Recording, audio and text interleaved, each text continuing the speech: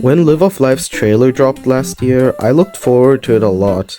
This Die of Death fan game that was built from the ground up seemed to have a ton of really cool characters and original concepts. Hell, I even promised myself that I would be the first person with 20 days of playtime on the game, and well, I didn't get far. Okay, look, when the game finally released, it just wasn't that good. The hitboxes were doo-doo.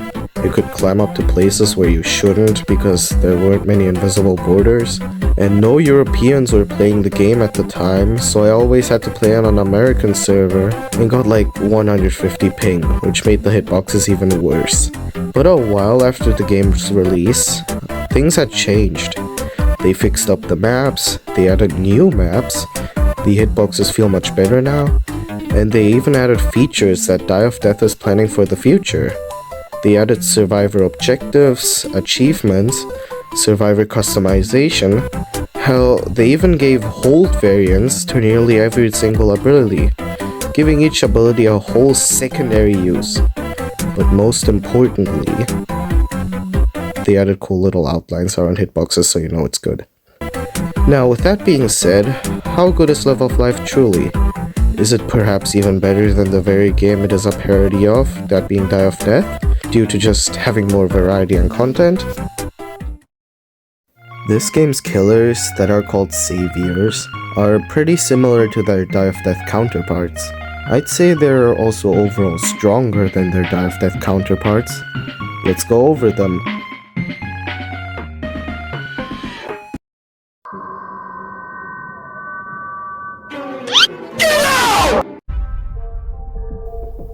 EnemyFella is this game's pursuer. Their name is based off Pursuer's old name, Friend Bro. They have 999 health, which is an odd choice, and 100 stamina, which is also a bit weird considering that usually a killer has 110 or more. EnemyFella is still generally fast enough to catch up to survivors though, which is good.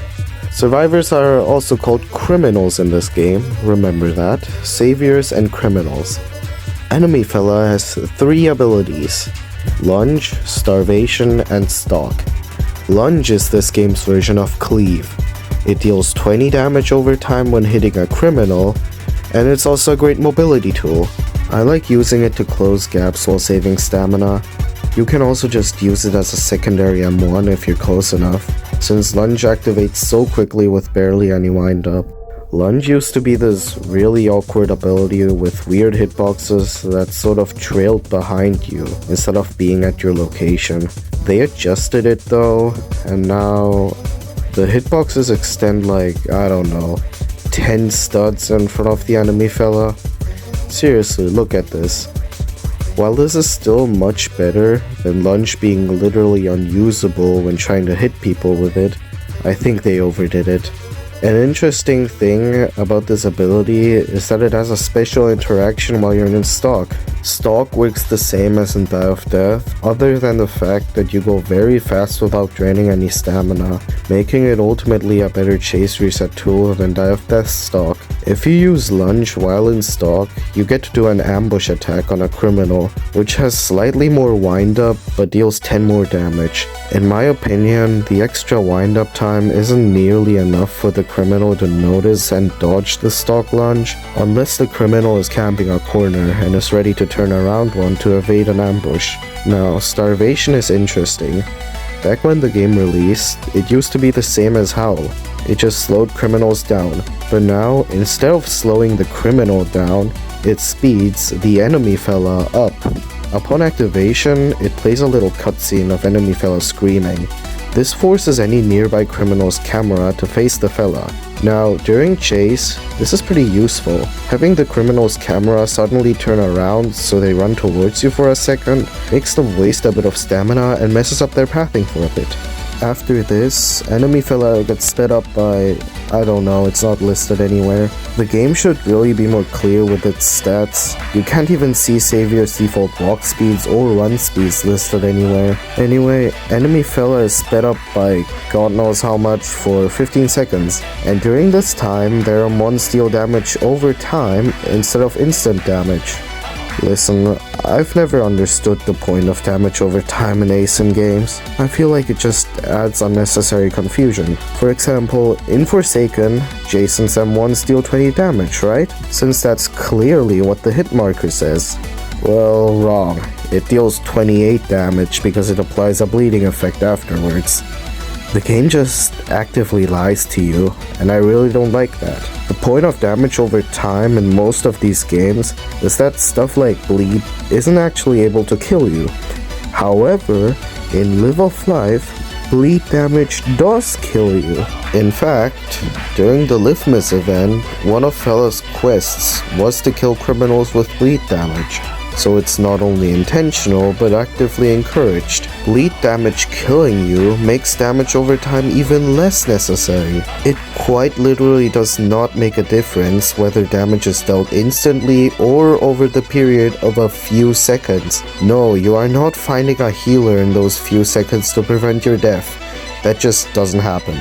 Oh, and it also doesn't list how much damage over time an enraged M1 does in the ability description. That's fun. That aside, the speed boost from Starvation is very helpful. It can help you win chases. I wouldn't go as far as to say that EnemyFella is dependent on Starvation though. If you reset chase with stock, stamina manage well, and utilize Lunge's mobility, you can still reliably catch up to criminals. Overall, I'd say this is the second best savior in the game. Once EnemyFella catches up to you or has a stamina lead, it's usually over.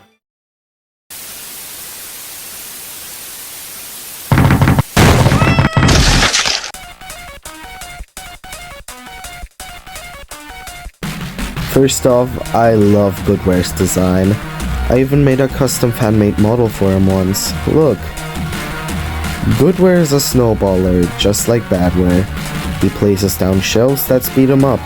Given the fact that Live of Life maps are much bigger than Die of Death maps, the shelves have more range than computers in Die of Death. Goodware also has a lower placement cooldown than his Die of Death counterpart. Along with placing down shelves, he can charge, swap, and activate his EMP.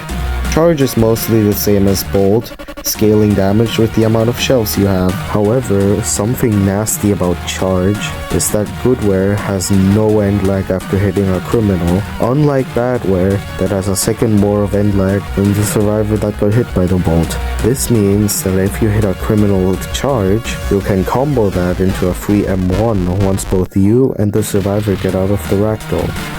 Pretty neat. Charge is also a pretty good stamina tool. With how big the maps are, can be easy for a criminal to lead you away from your shelves. In this state, you can still use Charge to close distance and reliably get in some damage.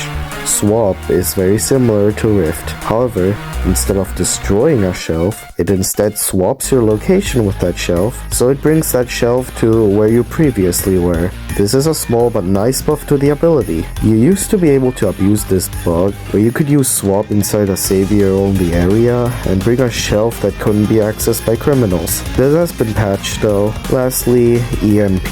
This is an original ability that I think works pretty well. Upon activation, it turns criminals into sitting ducks for a good while. When nearby while Goodware uses EMP, a criminal can't use their abilities, look at their stamina, HP, or the timer, and most importantly, they can't damage shelves. You can also use swap while EMP is active, which lets you rift to any criminal that got hit by it. This ends the EMP effect early though. Oh, also, funny thing, if you were emoting and got hit by EMP, you used to not be able to cancel it. They should have kept this, it was hilarious. Anyway, this ability is very useful because managing things like damage and especially your shelves as Goodware can be hell on earth against competent players. Stopping coordinated criminals from dismantling all your shelves for a good amount of time can be crucial. When chasing, you can use EMP to prevent the person you're chasing from using any abilities that could help them, but you can also rift right to them and close most distance for free. This is especially good in LMS. Something odd I've noticed about Goodwear is that certain skins make them work differently. When using Firewall setup, default Goodwear places a shelf at its location and pops back out of the ground in front of it, but skins like Tenna and Terminal actually make the shelf appear in front of him instead of spawning it at its location. Oh my god, this is so pay to win, am I right guys? From my personal experience, the early game as Goodwear is really bumpy. You'll get stunned a lot. But as you slowly chip away at the criminal's health, damage starts to rack up, and eventually, you'll start getting in kills.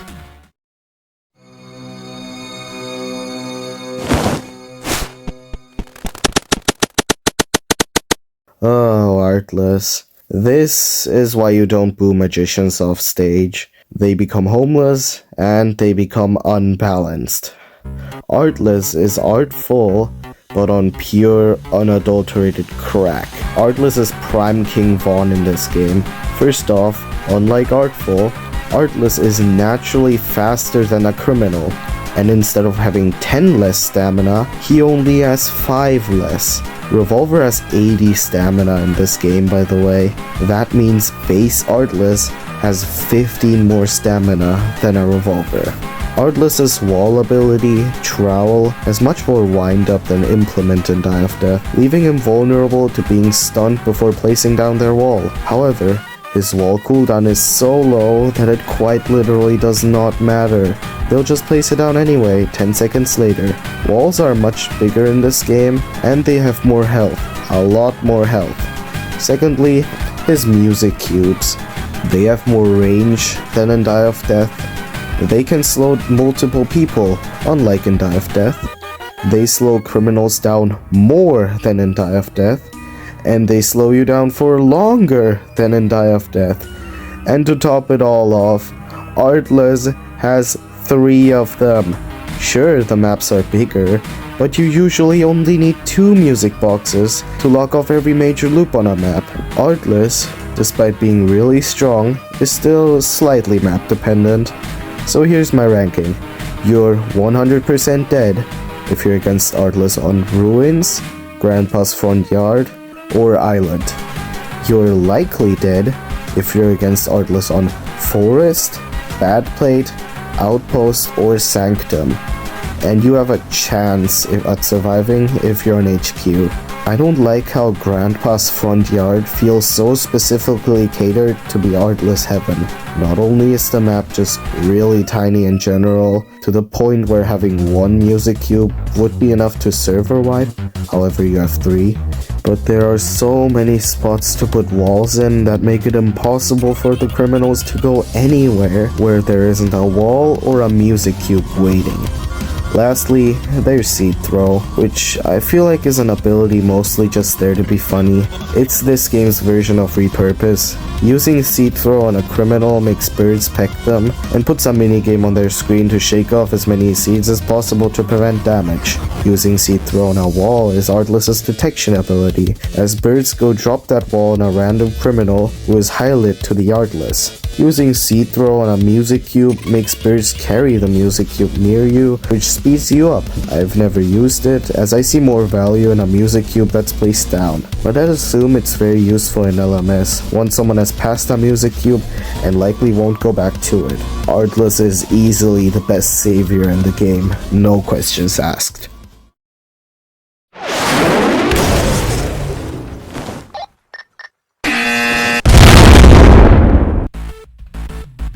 Livbot is our final savior in this game. His kit is similar to Killdroid, having flight and deploy.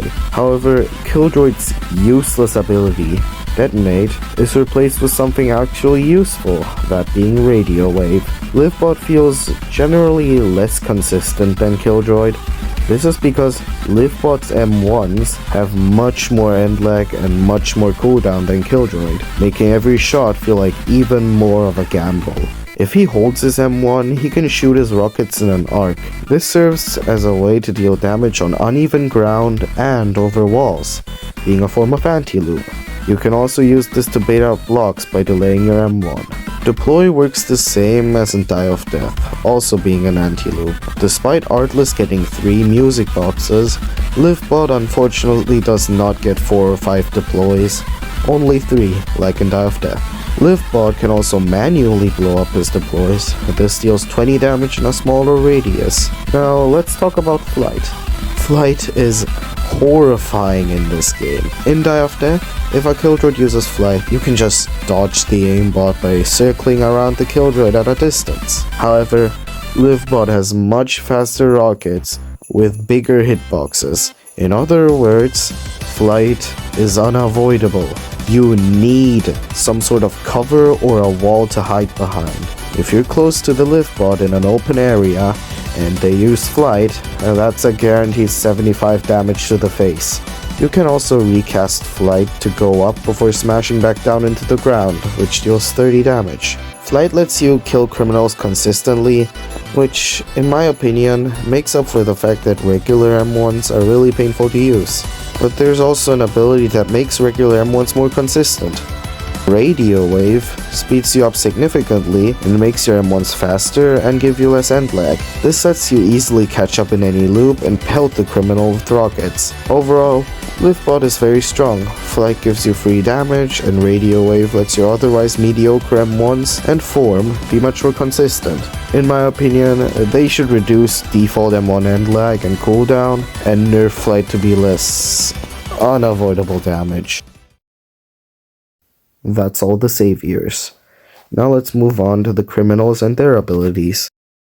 Blockseate is this game's version of Adrenaline, but like Adrenaline, it's not that good, and every savior will still just catch up to you. Its Hold variant lets you slightly speed yourself up and everyone around you with little to no drawback other than the wind up of you smashing the Blockseate on the ground. It applies exhaust to you at the end of the speed boost, but it literally doesn't make a difference if you just run through the exhaustion. This is arguably the best usage of Blockseate. However, I wish that the hitboxes when using Blockseate's Hold variant would have drag and maybe slowly expand, just like the animation of the Blockseate splash on the ground. Upon Live of Life's release, Punch used to be very similar to Die of Death's Punch, essentially just spawning a hitbox in front of you. However, they reworked the ability, and now Punch lunges you forward an insane distance with a really generous hitbox.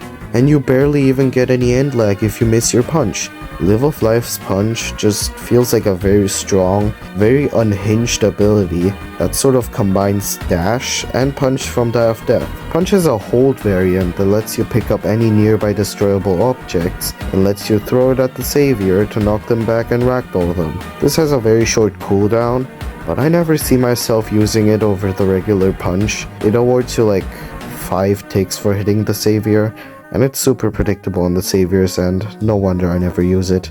It's also an attack that requires preparation, so if you pick up an object to go help a nearby teammate that's being chased, but that teammate decides to lead the savior somewhere else, you just wasted your ability, because then you have to waddle towards the savior, being slowed down while holding the object, at which point the savior will have already seen you and will be ready to dodge the debris. I don't know though, my friend says that the Hold variant is good and he's smarter than me, so maybe it is. Revolver has a faster windup than its Die of Death counterpart, but is still mostly the same. However, instead of giving you a 10 max stamina penalty, it gives you a 20 max stamina penalty. Holding the ability lets you take out a rocket launcher and aim it, horizontally and vertically. Instead of stunning the savior, hitting them with a rocket ragdolls them for a short duration and knocks them back.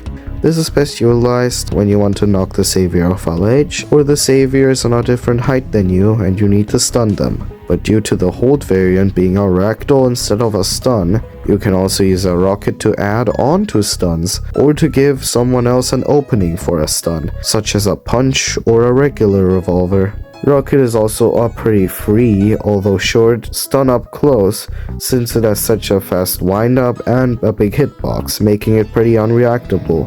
Overall, very good ability. I believe the only time Belly Slide is good is when sliding down a slope, since that speeds you up. Using it on regular ground just isn't worth it and it's gonna put you at a stamina disadvantage. I feel like this ability isn't any more useful than it is to just run normally. The hold variant doesn't seem any more useful either. Belly slide does have another use though. That is much better. If you recast the ability while doing your little animation where you flop onto your belly, you can do a slam that pushes a savior away and gives them helpless for a second. This is really good for knocking saviors off ledges or just generally helping your teammates with what is essentially a really low cooldown spammable guest 1337 charge. Taunt works similarly to Die of Death's taunt, but the hitboxes appear much slower as you strike some pizza tower poses. Taunt in this game slows down the savior for more and for longer than in Die of Death, as well as applying helpless. In fact, the slowness is the main point in Live of Life's taunt.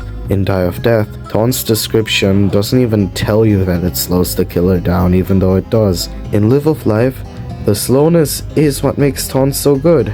Getting hit by Taunt also makes little guys appear on your screen, like in Die of Death. Holding the ability lets you switch to a different taunt mode, giving you comically long hitboxes that also apply more screen effects than regular taunt does. The drawback is that this variant of taunt has more wind up. Don't get me wrong, taunt is still a heavily punishable move in this game, but it's a very good support ability considering how much it slows and how much of the savior's time it can eat up if they decide to back away and wait out the taunt. Here's a pretty special thing about Live of Life's taunt. I don't know whether this is intentional or not, but you get a force field while taunt is active. This means you can use taunt to essentially block incoming damage, like if a live bot is using flight and is about to hit you with unavoidable damage. Granted, you can still get punished afterwards on the end leg of missing the taunt, but it's still pretty cool knowing that taunt gives you iframes without you even having to land it first. Coil Taker is the healer ability. It works just like Caretaker, healing 20 HP in front of you. A gripe I have with it though is that for some reason, Coil Taker's hitboxes stop after healing a single person, whilst Caretaker's potion would keep having hitbox drag even after hitting someone. This can make it a pain to heal multiple people. Coil Taker's hold variant, Coil Throw, lets you toss your regen coil on the ground to let anyone pick it up. The purpose of this is for Coil Taker to give criminals heals mid-chase without getting all up close to both the criminal and the savior, leaving the healer a vulnerable target. Coil Throw lets you support from afar without putting yourself in much danger. The downside to this is that Coil Throw only heals 10 HP, as opposed to regular healing, which heals twice as much. Yeah, that kinda stinks. Anyway, Coil Taker has two special passives that Caretaker in Die of Death doesn't have. First off, people that take damage are highlighted to you. Secondly, you have very slow passive healing if you're far away from the savior. Having low people be marked as a healer is brilliant, and the passive healing lets you be slightly more self-sustainable as a 75 max HP criminal that has an ability slot taken up by something that can only help other people. The regeneration is very slow, with you only healing 1 HP once every several seconds. Coil Taker's face doesn't have the aggressive eyebrows that other criminals have, which makes them look very cute. Water Balloon is this game's version of Banana Peel. You very slowly take a water balloon and throw it in front of you. Upon hitting the ground, one hitbox appears that checks if it's gonna be directly splashing the savior with a balloon. Otherwise, it creates a puddle that makes you and any savior slip in it. Block is, well, it's just a block. Works identical to Die of Death's block. My favorite part about this ability is that if you press the emote button after landing a block, you do the skeleton banging shield. Lovely. The ability's hold variant, Shield Bash, is a very generic knockback move that also applies helpless. You use it to give your teammates more distance if they're being chased. You can knock the savior down a ledge with it. Personally, I think it's the best ability to displace Artless's walls while Artless is using Trowel, as it's quick and it doesn't waste a stun like Punch. And it's also a really good ability to deal damage to Artless's walls, as Shield Bash does 25 damage, and once again, doesn't waste a stun like Punch or Revolver that would be much more useful if used on the savior during a chase instead. Chessburger trades 5 max stamina for a 15 HP heal and 5 more max HP. The difference between Chessburger and Hot Dog is that Chessburger has a much lower cooldown, and instead of the max HP bonus capping at 125, it only stops giving you more max HP once you have no more stamina left. Now, if this sounds overpowered, that's because it is. So to compensate, you start taking more damage if your max HP is more than 125. Bonus pad is the same as Die of Death's bonus pad, but it plays a goofier and longer animation when placing down the bonus pad. That's it. And also, it's round.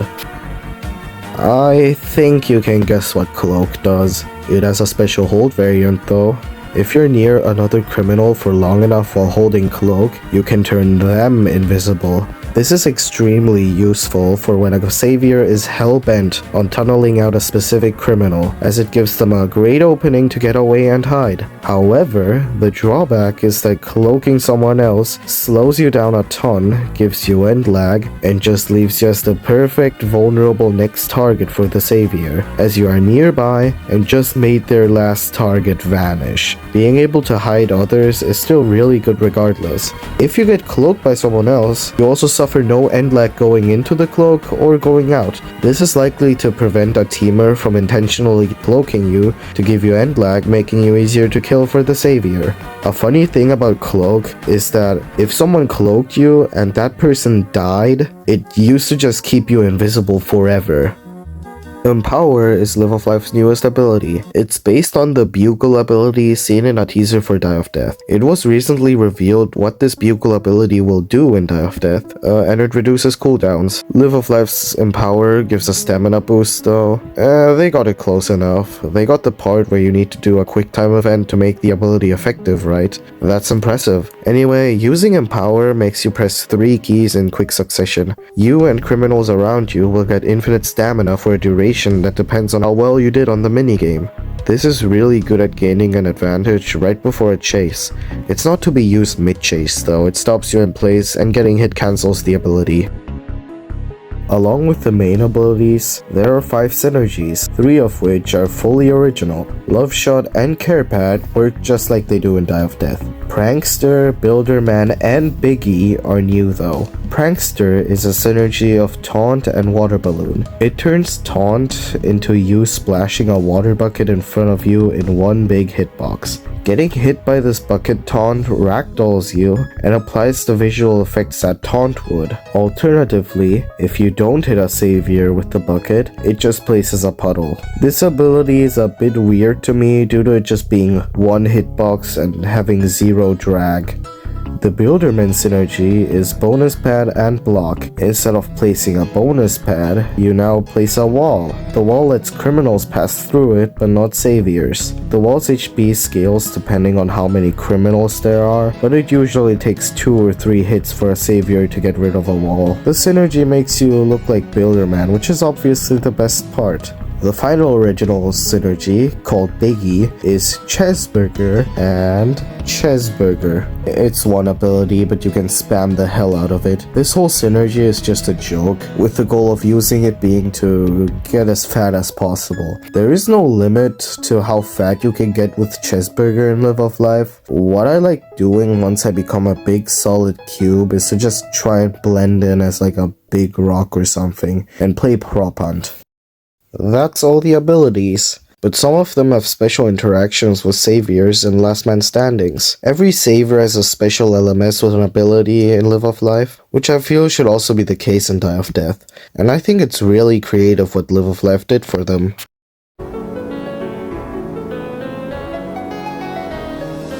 Cheeseburger versus EnemyFella, the LMS being called Whopper, gives the Cheeseburger criminal all their stamina back while letting them keep their bonus HP. However, the criminal taking more damage if their HP is above 125 max HP still applies, so it's not too overpowered. The stamina gift is to even the playing grounds, since stamina is very important against EnemyFella, as they are the rushdown of the game. The LMS doesn't change anything else gameplay-wise, and it has a decent song.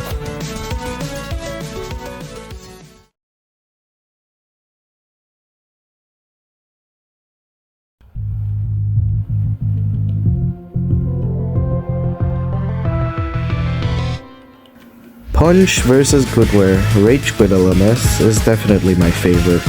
I even made some fan art for it. Look. It has a fantastic song, and I love the gameplay gimmicks. In this LMS, Goodware can spam shelves with low cooldown and quick animation, whereas the Punch criminal can do a spin dash that can destroy shelves and deals a ton of damage to the Goodware. The spin dash has a cooldown of around 15 seconds. It's overall very Goodware sided though. The spin dash is nowhere near as valuable as the ability to spam shelves, and Goodware is already an absolute beast in LMS, having so many catch-up tools. The spin dash is basically a guaranteed hit on the Goodware though, but you can also choose to make distance away from the Goodware using your spin dash, ramming through shelves on the way. I think the most value you can possibly get from the spin dash is to destroy 1 or 2 shelves in the vicinity and then go stun the Goodware as well. Anyway, this is definitely the least known and most obscure LMS in the game, whereas Whopper LMS is one of the most well-known ones, despite both of them not being in Die of Death. This is because Punch users commonly rush the savior early game and proceed to die, whereas Cheeseburger users do the exact opposite, sitting in a corner and getting fat and not confronting the killer or interacting with the team a single time in the round, and ultimately making it to LMS.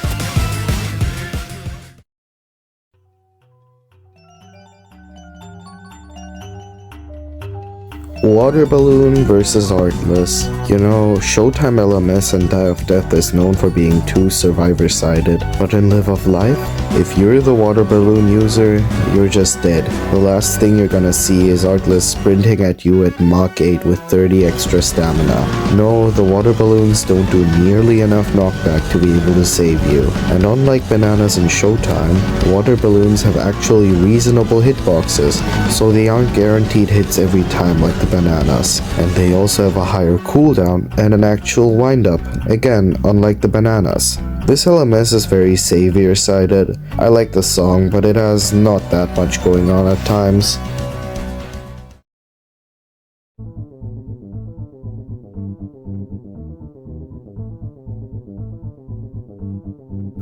Revolver vs Livebot. Reckless LMS works the same as Vigilante Shootdown works in Die of Death. Rockets and bullets are faster with thinner hitboxes, and Revolver doesn't need to reload and deals more damage. And Livebot's flight is even more of a hell to experience because of the faster rockets. Love the song though, and the part with Livebot's motive genuinely makes me ascend.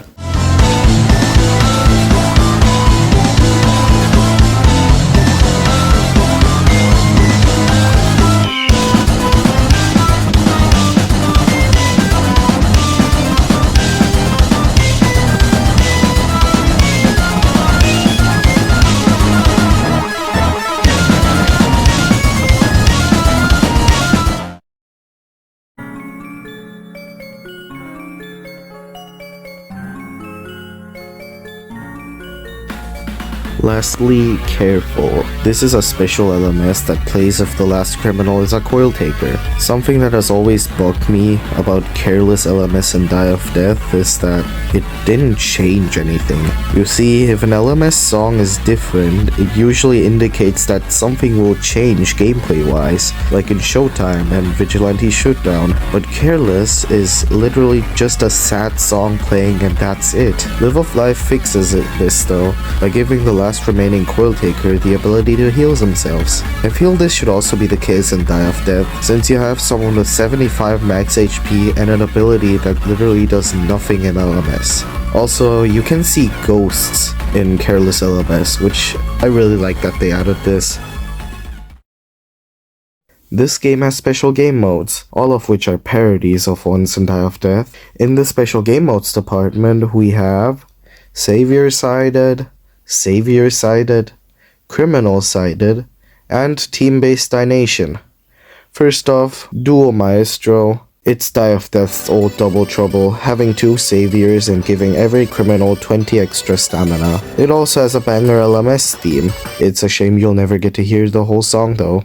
This game mode addresses an issue that Die of Death overlooked in their double trouble. You see, if your double trouble teammate dies or leaves the game in Die of Death, you continue dealing half damage, and you lose.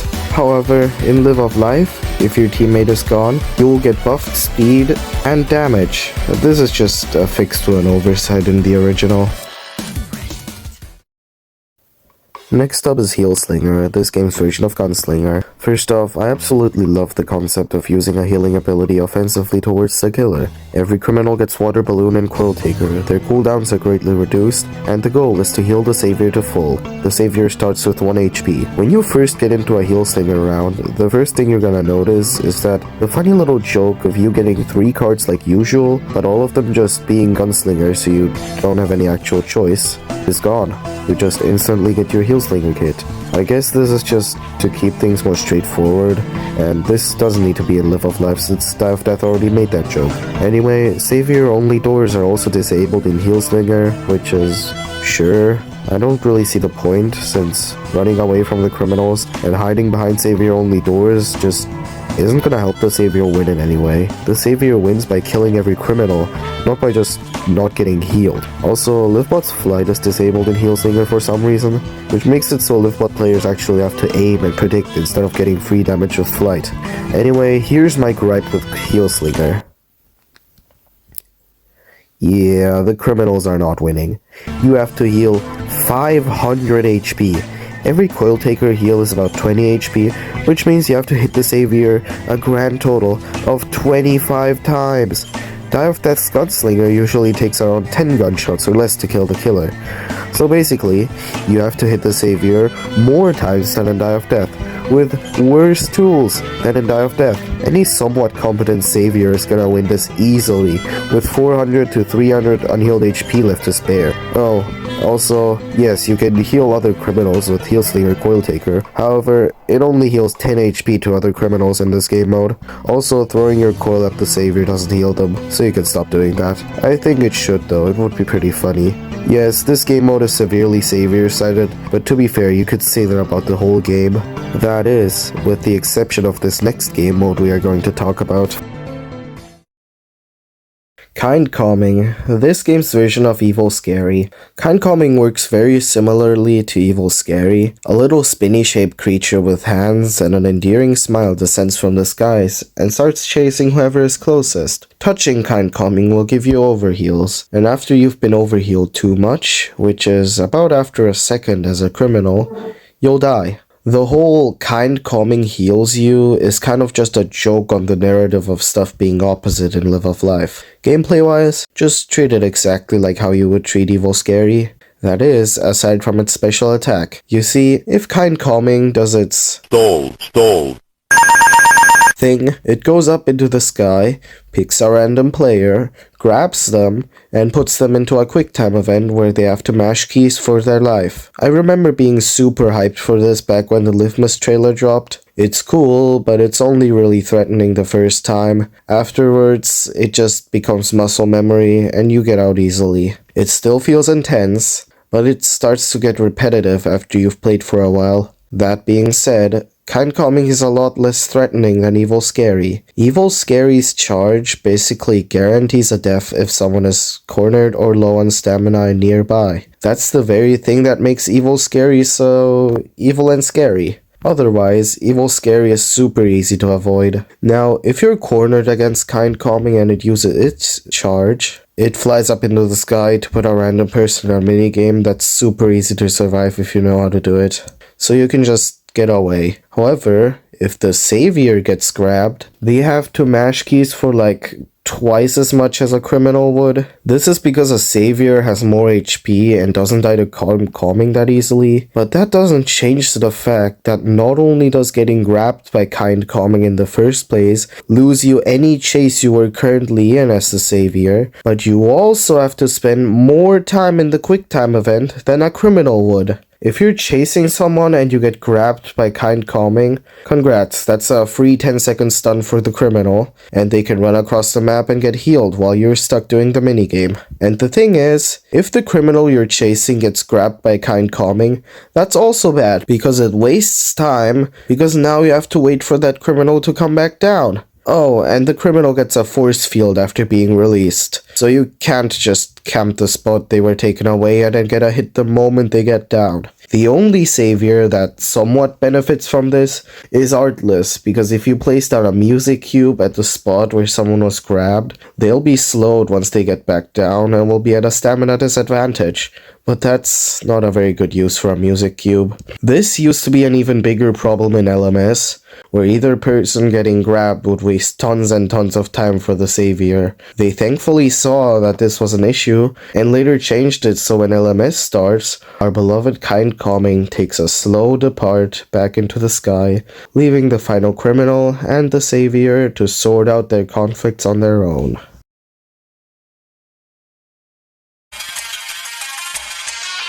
The game mode I looked forward to the most back when Live of Life's trailer released was John Bounce. For good reason too, this looked sick.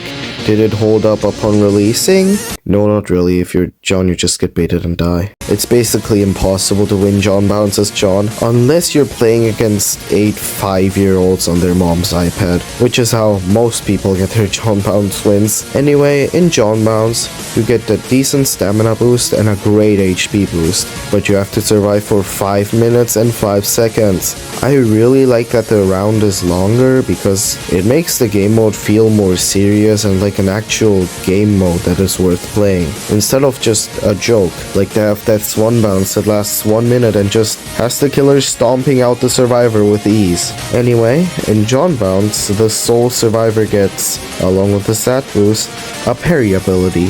If you press it, you stop and enter a praying position.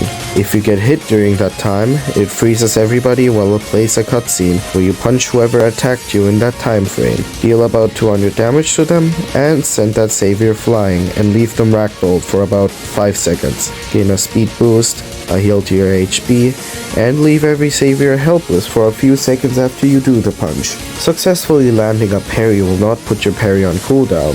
However, missing your parry will give you end lag and leave your only defense mechanism on cooldown for 8 seconds.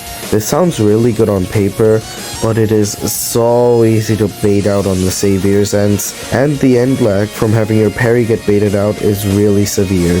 Oh, and just wait until you get walled into a small area by an Artless with no way to get out and 8 saviors on your tail.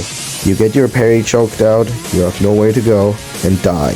The best strategy in my opinion is to just look out for any Artlesses trying to drop walls on you, as you can parry wall drops. This will also teleport you to the Artless. You should look out for lift bots that are using flight, as that's a free parry, and also try to look out for enemy fellas using lunge on you.